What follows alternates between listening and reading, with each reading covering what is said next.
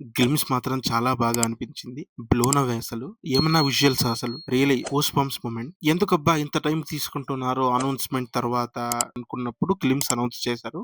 అందుకు అర్థమైంది. వాళ్ళు ఎందుకు టైం తీసుకుంటున్నారు ఏంటి అని. It has lot of VFX అని మన చైతన్య గారే చెప్పారు. Which was wonderful. చాలా బాగా చేశారు. చైతన్య గారి యాక్టింగ్ కూడా చాలా బాగుంది. చాలా బాగా అనిపించింది. అండ్ మెయిన్‌లీ స్పర్శ్ చాలా హైలైట్ అయ్యారు గ్లిమ్స్‌లో. ఓపెనింగే ఆయనతోనే తీసుకున్నారు.